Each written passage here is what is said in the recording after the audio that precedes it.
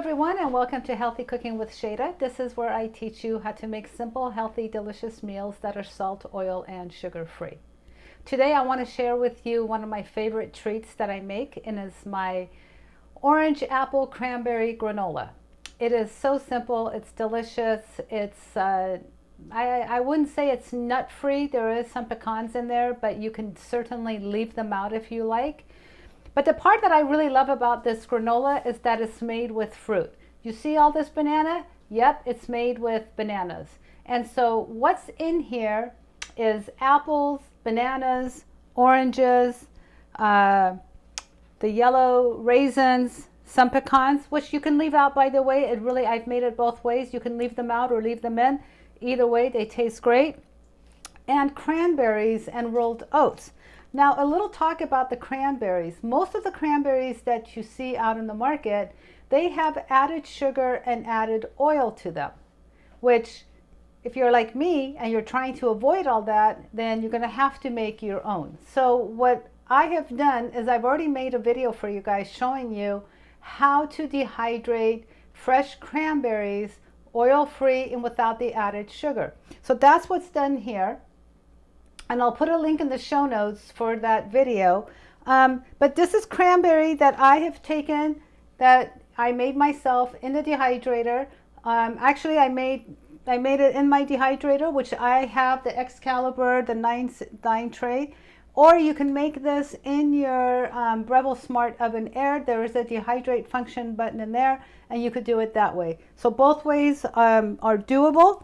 Now, you're going to ask me if I've ever made this granola in the oven. I have not. So I can't tell you. I'm sure you could probably do this in the oven. I just personally have not done so. So what you want to do is start out with really, really ripe bananas. You see how this banana is almost black? This is how we want them. Some of these are starting to turn black. I want a lot of black on here because that's going to show how sweet the bananas are. Now, if we were to do bananas that were, you know, still with the white skin and some green on it, well, it's not going to be sweet because I am not adding any sugar to this. I am not adding any applesauce to this. So we are going from the sweetness of just the apples, and that's what you want. So make sure that your bananas are really, really ripe. To get this recipe, the recipe is on my website, so you're going to have to go to healthycookingwithshayda.com in order to get this recipe. But right now, all I'm going to do is take all the bananas and put them in here, and then I've got my potato masher basically, and I'm going to sit here and I'm going to mash this up. So now I've got all the bananas in here, and you're going to take your potato masher and you're going to start mashing all the bananas. Now, you could probably do all of this in the food processor. Had I thought about it a little bit earlier, I probably would have done so. But you know what? I kind of like having a little bit of exercise in the kitchen. So we're just going to mash all this up, and you want to make sure that it gets mashed up completely.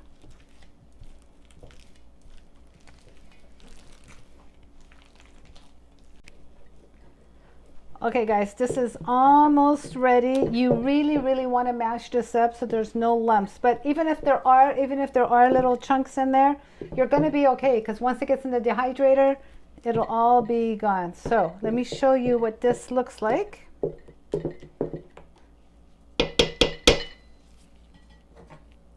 get every nook and cranny out. This in here. And basically, this is what it looks like. So now we are going to do the zest of the orange, because after all, this is an orange apple cranberry granola. So I want the granola to have the taste of the orange. So you're going to take 3 large oranges and you're going to zest it. And we're going to take all that zest and we're going to put it inside the banana mixture.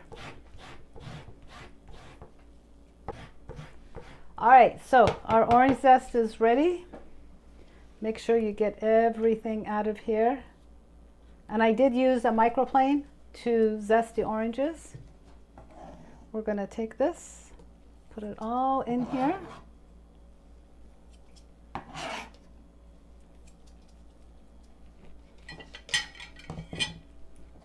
Let's not forget all of it. Okay, so now we are going to take this and mix it really, really well.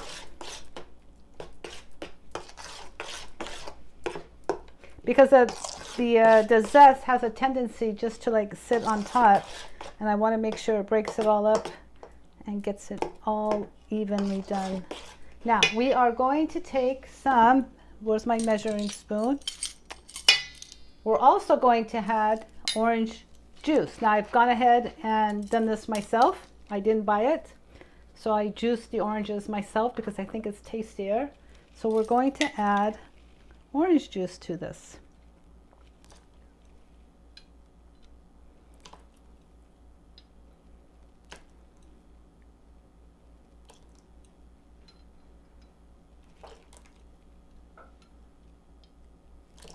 It's got a beautiful smell right now of the orange and the banana.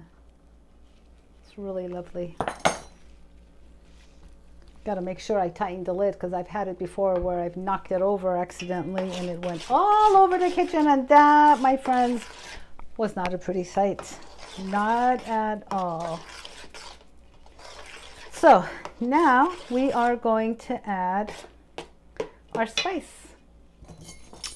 In this, we are going to add some cinnamon.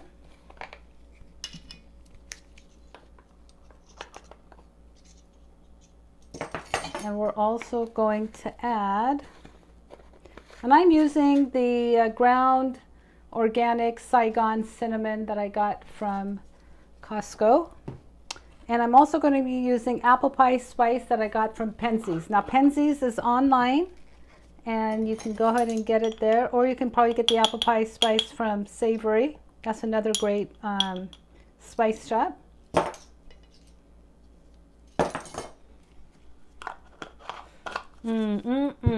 Smells so good. Let's mix this really well.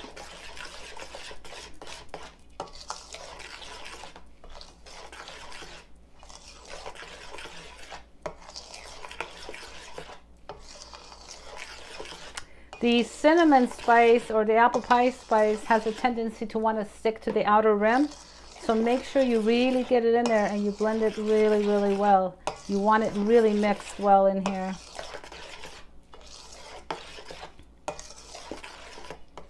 So you see how it kind of changed the color a little bit? But that's okay. The final product you guys are absolutely going to love. Now I'm going to go ahead and add the yellow raisins. I'm going to add the cranberries, and I'm going to add the pecans. Now, like I mentioned, you can leave the pecans out. And if there's a different kind of nut that you want to put in here, you certainly can do that. Now, also what we're going to add is apples. Now, what I've done for this, and I've tested this recipe a few ways. I've used just straight, the red apple and put that in here, but I found it a little bit too sweet. I kind of like things a little bit on the sweet and sour side. I like that combination better.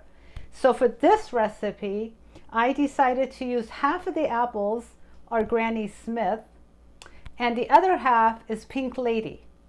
And I personally like that flavor combination better.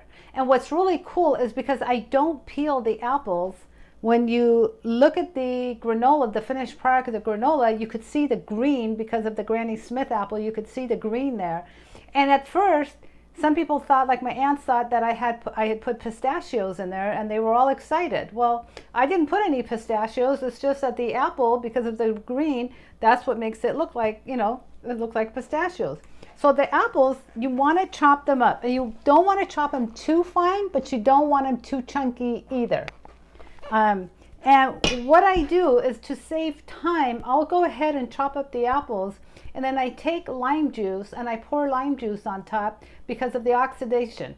See, they haven't turned black, and that's exactly the reason why, because I went ahead and added the lime juice on top so that it doesn't turn color. Now we're going to add the apples in here. You are going to need a large bowl to make this granola. This granola makes a lot, but if you're going to make it, why not make a lot so you can have it? Now you're going to mix all this together until it's well coated.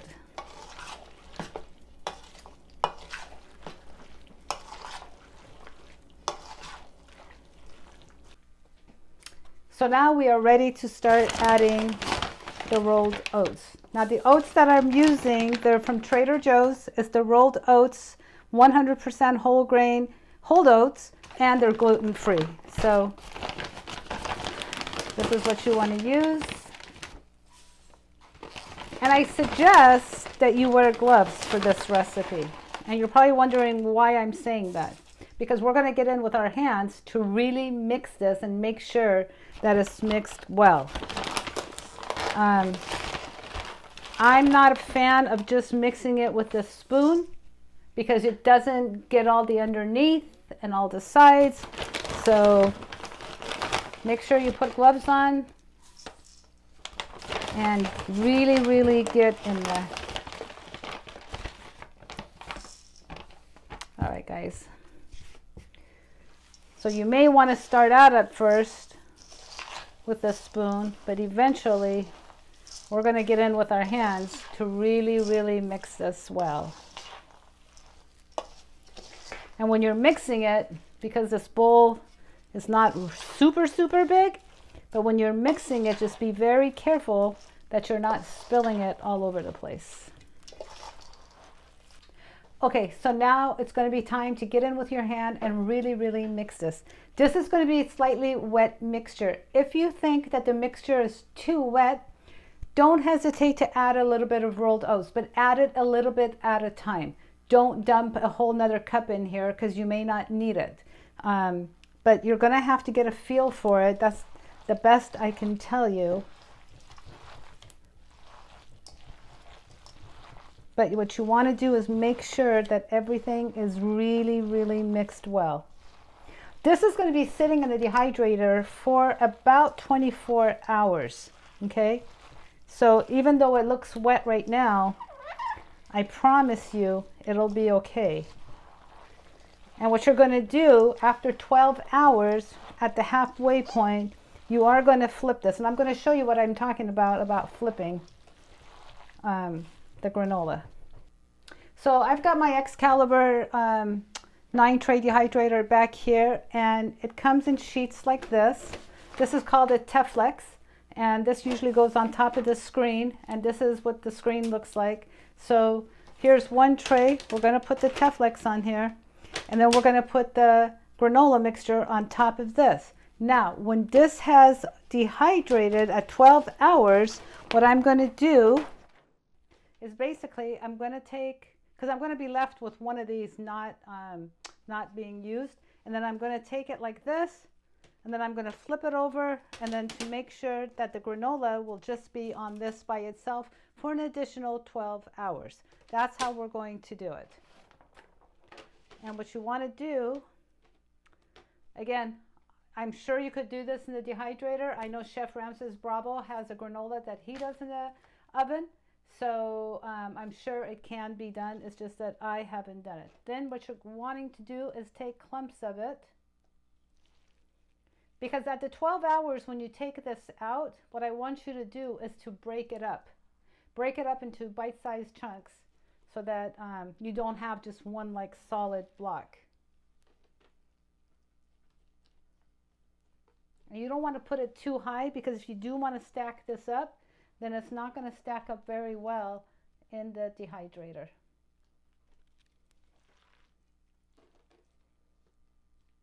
Having a dehydrator is pretty fun. I got a dehydrator oh my gosh, a long time ago when I started working at the Optimum Health Institute. I had gone there for myself for about a month, and then I decided to go ahead and work there. So I was doing a lot of raw food, and that's when I purchased, I learned a lot about the dehydrator when I was there, and that's when I purchased my dehydrator. And there were times that I'm like, well, maybe I should sell it, because I wasn't dehydrating a lot. But you know what? I've started using it probably about once or twice a year, because I think the granola makes terrific gifts for people, and they absolutely, people love it when you give them something like this. So I'm glad that I kept it and not, I didn't give it away or sell it. I haven't made the granola in the Breville Smart Oven Air, but I can't do a lot in that one, and this makes an awful lot. So this is more for EXCALIBUR.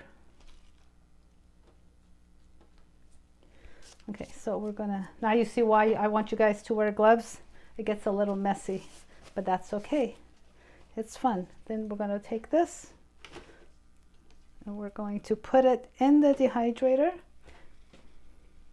on the first shelf. And now we're gonna start on the second tray. Okay, so I've got my last tray that I'm putting in here. And I'm going to close the lid. And I'm going to set it at 135. Now, typically you could make this at 100. When I was at Optimum Health Institute, everything was done at 105 degrees. They did not want us to go above 105. Some raw foodists, they don't go above 118. But if I were to leave those in there at 105, I'm going to be here for 3 days for this thing to get ready to, to get hard, and so that we could have it. So I do it at 135. I basically leave it in there for probably a good 24, 25 hours. And at around the halfway point, 11, 12 hours, I do take it and I flip it and I take the Teflex off. So it's on the sheet itself, on this thing, on that. And so it can, dry both ways. And the reason that I put it on the Teflex is because this is so much easier to clean when, because right now with that on here, this is getting dirty. If I did it on this sheet, it's going to get all sticky. But on this, on the Teflex, everything just washes right off, and it's absolutely wonderful. So we are going to let that go for about 24 hours. And then when we come back, I'm going to show you the finished product of what the granola looks like. Okay, guys. Moment of truth. You ready for this? I'm going to take the granola out of the dehydrator. Ooh, this looks good. I'll show you. So, this is what our granola looks like. And you can see that there are little pieces of it. And that's what you want. So that's what I'm saying. When you take it out of the dehydrator at the 12-hour mark, it's going to, when you flip it over, you're going to have this square. And what you're going to want to do, it's still pliable. It's still, you're going to be able to break it up. But if you let it get too much, like if you wait till the 25th hour to do this, then it's going to be much harder to try to break it. So you want to do it when it still has a little room and it's still pliable, and you can do it, and cut it up into pieces like this.